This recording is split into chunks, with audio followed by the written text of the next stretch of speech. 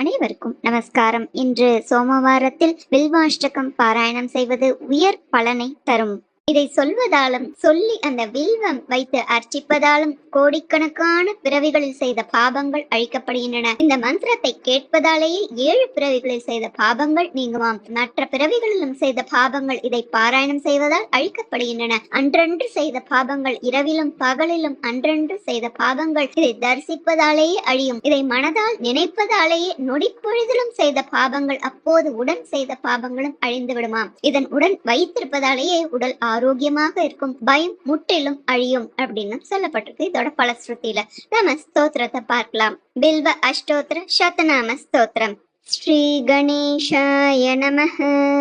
அத பில்வ அஷ்டோத்திர சதநாம ஸ்தோத்திரம். त्रिदलं त्रिगुणाकारं त्रिनेत्रं च त्रियायुधं त्रिजन्म पापसंहारम् एकबिल्वं शिवार्पणम्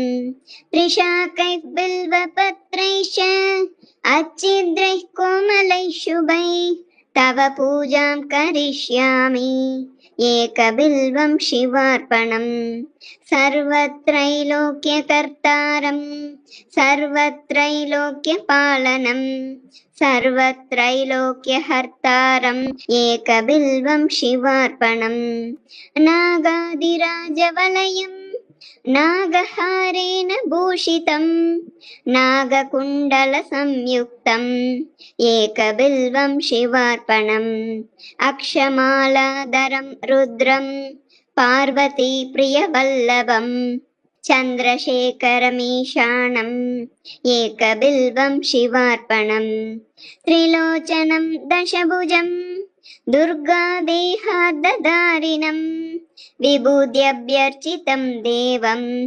एकबिल्वं शिवार्पणम्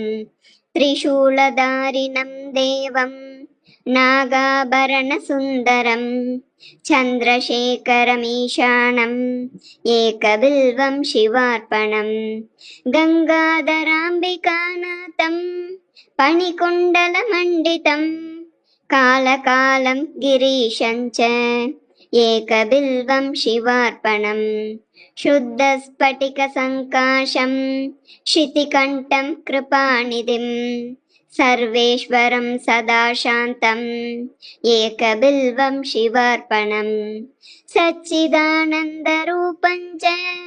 परानन्दमयं शिवं वागीश्वरं चिदाकाशम् एकबिल्वं शिवार्पणम् शिपिविष्टं सहस्राक्षं कैलासाचलवासिनं हिरण्यबाहुं सेनान्यम् एकबिल्वं शिवार्पणम् अरुणं वामनं तारं वास्तव्यं चैव वास्तवं ज्येष्ठं कनिष्ठं गौरीशम् एकबिल्वं शिवार्पणम् हरिकेशं सनन्दीशम् उच्चैर्घोषं सनातनम् अघोररूपकं कुम्भम् एकबिल्वं शिवार्पणम् पूर्वजावरजं याम्यं सूक्ष्मं तस्करनायकं नीलकण्ठं जगन्यं च एकबिल्वं शिवार्पणम् सुराश्रयं विषहरं वर्मिनं च वरूदिनं महासेनं महावीरम् एकबिल्वं शिवार्पणम् कुमारं कुशलं कूप्यं वदान्यं च महारथं तौर्यं च देव्यं च एकबिल्वं शिवार्पणम् दशकर्णं ललाटाक्षं पञ्चवक्त्रं सदाशिवम् अशेषपापसंहारम् एकबिल्वं शिवार्पणम् नीलकण्ठं जगद्वन्द्यं दीननाथं महेश्वरं महापापसंहारम् एकबिल्वं शिवार्पणम् चूडामणीकृतविभुं वलयीकृतवासुकिं कैलासवासिनं भीमम् एकबिल्वं शिवार्पणम् कर्पूरकुन्दधवलं नरकार्णवतारकं करुणामृतसिन्धुं च एकबिल्वं शिवार्पणम् महादेवं महात्मानं भुजङ्गादिपकङ्कणं महापापहरं देवम् एकबिल्वं शिवार्पणम् भूतेशं कण्डपरशुं वामदेवं पिनाकिनं वामे शक्तिधरं श्रेष्ठम् एकबिल्वं शिवार्पणम् फालेक्षणं विरूपाक्षं श्रीकण्ठं भक्तवत्सलं नीललोहितकट्वाङ्गम् एकबिल्वं शिवार्पणम् कैलासवासिनं भीमं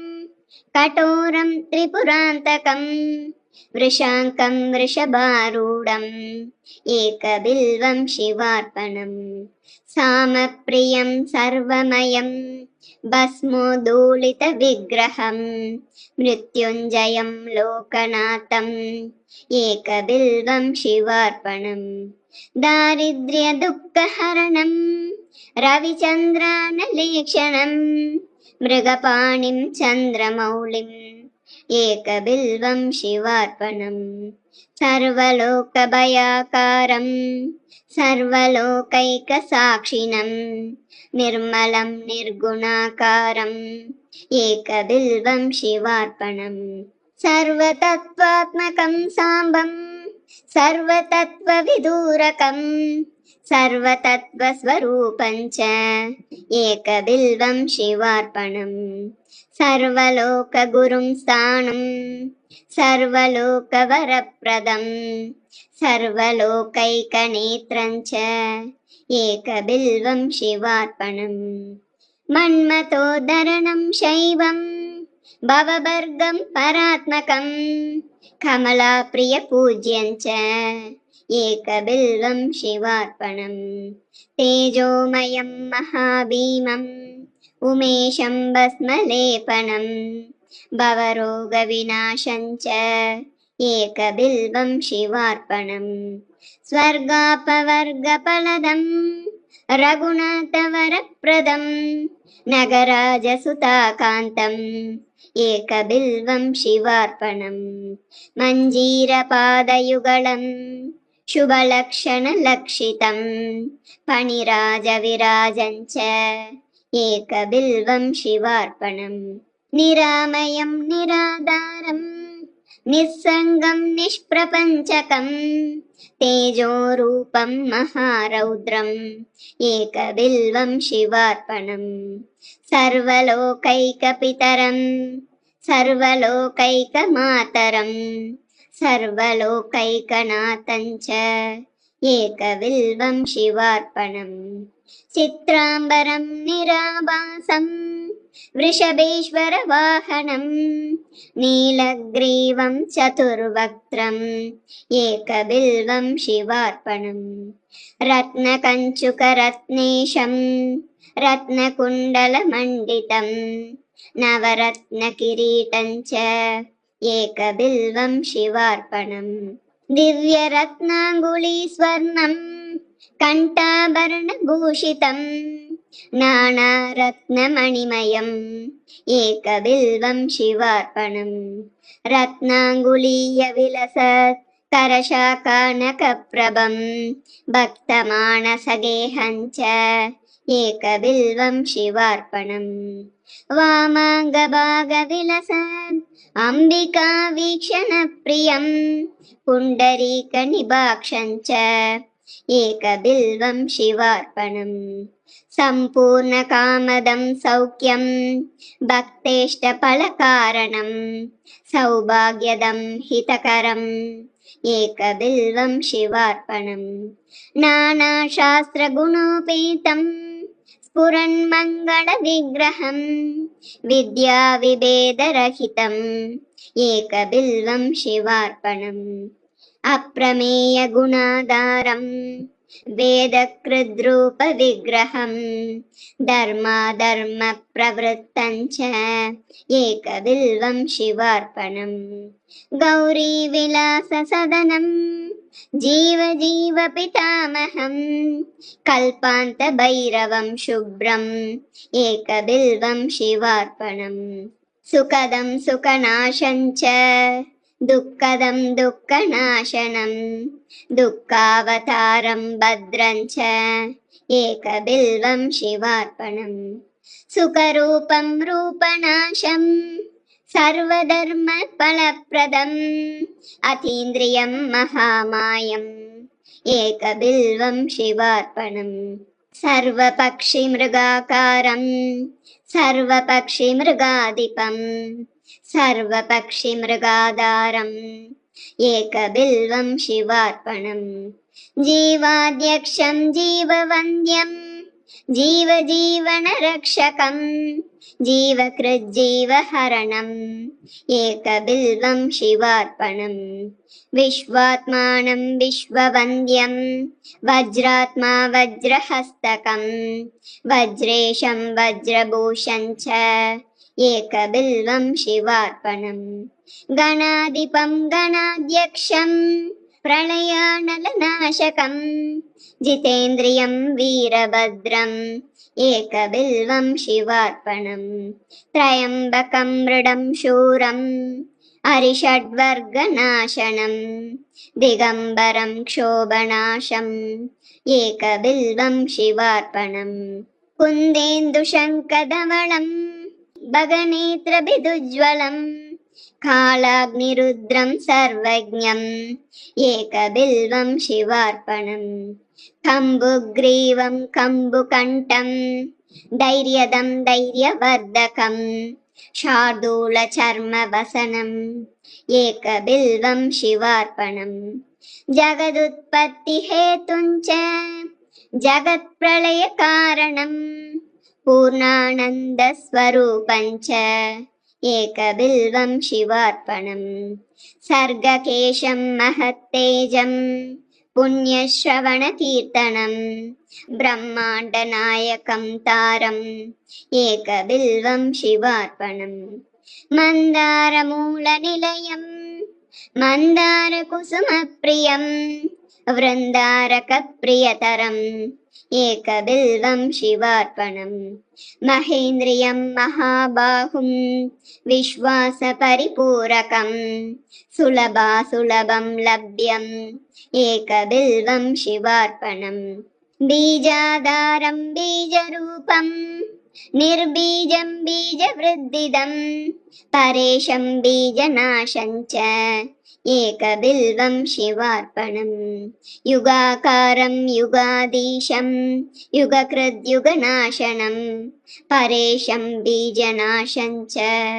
एकबिल्वं शिवार्पणम् दूर्जटिं पिङ्गलजटं जटामण्डलमण्डितं कर्पूरगौरं गौरीशम् एकबिल्वं शिवार्पणम् सुरावासं जनावासं योगीशं योगिपुङ्गवं योगदं योगिनां सिंहम् एकबिल्वं शिवार्पणम् उत्तमानुत्तमं तत्त्वम् अन्धकासुरसूदनं भक्तकल्पद्रुमस्तोमम् एकबिल्वं शिवार्पणम् विचित्रमाल्यवसनं दिव्यचन्दनचर्चितं विष्णुब्रह्मादिवन्द्यं च एकबिल्वं शिवार्पणम् कुमारं पितरं देवं श्रितचन्द्रकलानिधिं ब्रह्मशत्रुं जगन्मित्रम्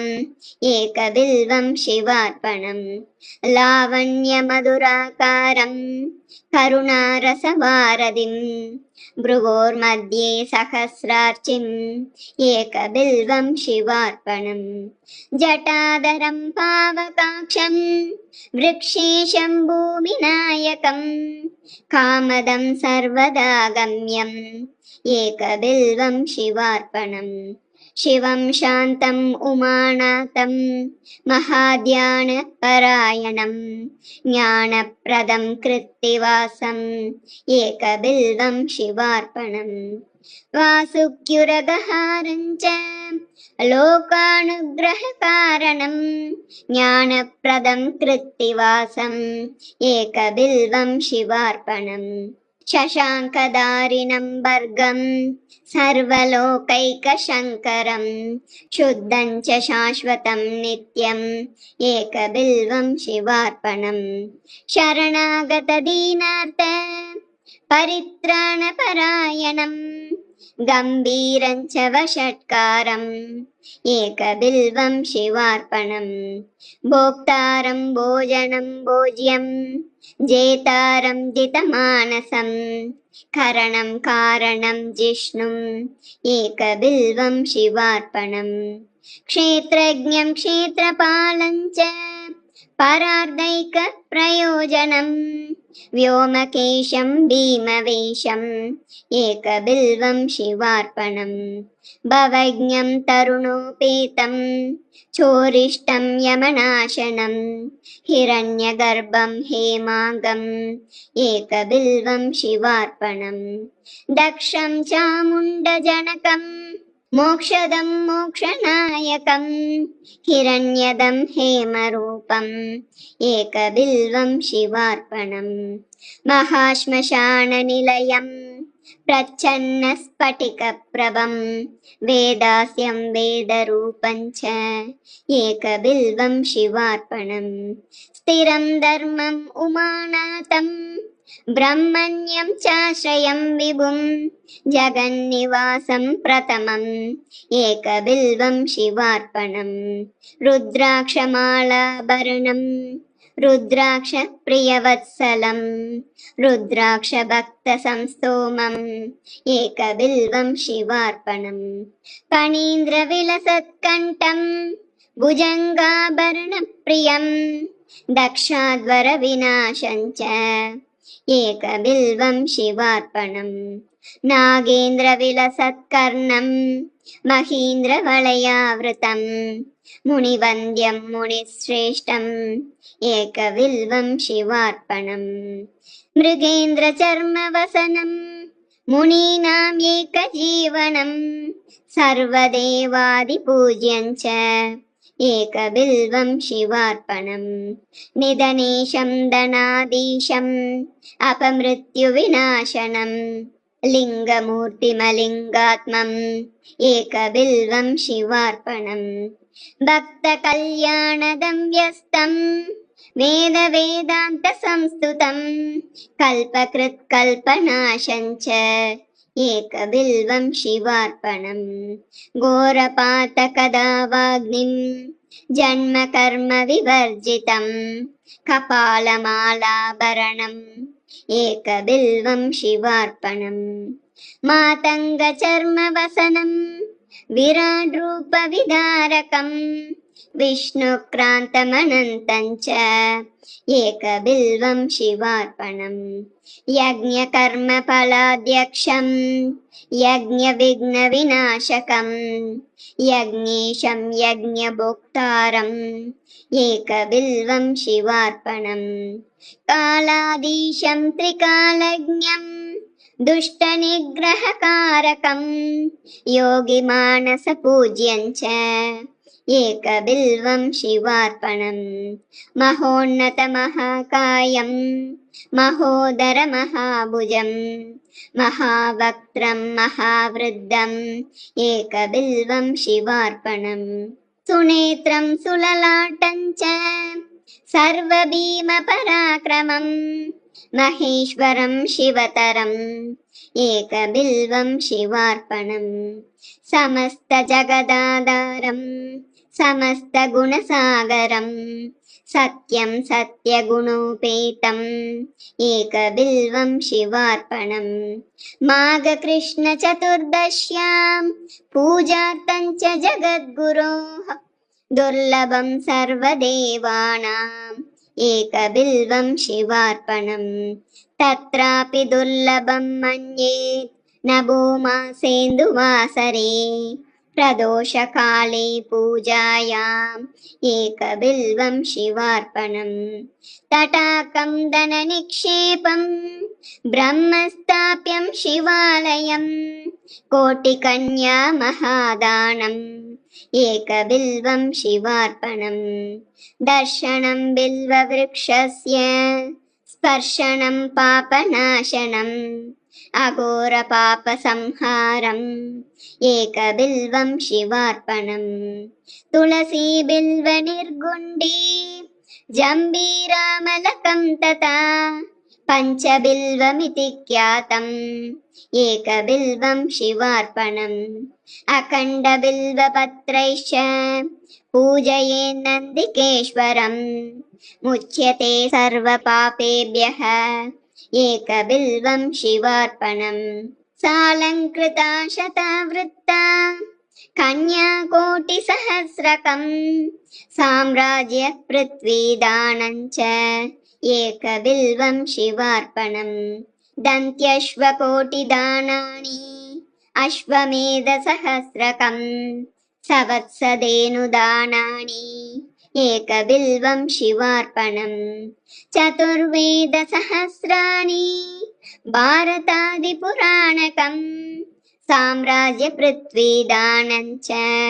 एकबिल्वं शिवार्पणम् सर्वरत्नमयं मेरुं काञ्चनं दिव्यवस्त्रकम् तुलाभागं शतावर्तम् एकबिल्वं शिवार्पणम् अष्टोत्तरशतं बिल्वं योचयेत् लिङ्गमस्तके अदर्वोक्तम् अदेभ्यस्तु एकबिल्वं शिवार्पणम् काशीक्षेत्रनिवासं च कालभैरवदर्शनम् अघोरपापसंहारम् एकबिल्वं शिवार्पणम् अष्टोत्तरशतश्लोकैः स्तोत्राद्यैः पूजयेद्यथा त्रिसन्ध्यं मोक्षमाप्नोति एकबिल्वं शिवार्पणम् दन्तिकोटिसहस्राणां भूहिरण्यसहस्रकम् सर्वक्रतुमयं पुण्यम् एकबिल्वं शिवार्पणम् पुत्रपौत्रादिकं भोगं भुक्त्वा चात्रयतीप्सितम् अन्ते च शिवसायुज्यम् एकबिल्वं शिवार्पणम् विप्रकोटिसहस्राणां वित्तदान च यत्फलम् तत्फलं प्राप्नुयात् सत्यम् एकबिल्वं शिवार्पणम्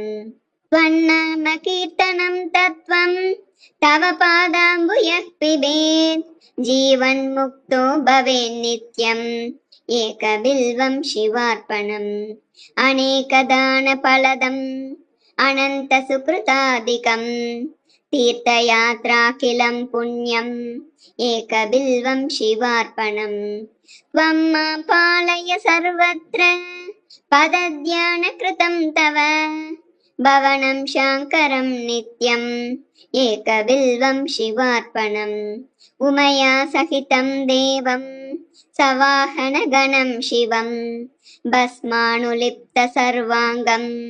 एकबिल्वं शिवार्पणम् सालग्रामसहस्राणि विप्राणां शतकोटिकम् यज्ञकोटिसहस्राणि एकबिल्वं शिवार्पणम् अज्ञानेन कृतं पापं ज्ञानेनाभिकृतं च यत् तत्सर्वं नाशमायातु एकबिल्वं शिवार्पणम् अमृतोद्भववृक्षस्य महादेवप्रियस्य च मुच्यन्ते कण्टकाघातात् कण्टकेभ्यो हि मानवाः एकैकबिल्वपत्रेण कोटियज्ञफलं भवेत् महादेवस्य पूजार्थम् एकबिल्वं शिवार्पणम् एककाले पठेन्नित्यं सर्वशत्रुनिवारणम् द्विकाले च पठेन्नित्यं मनोरथफलप्रदम्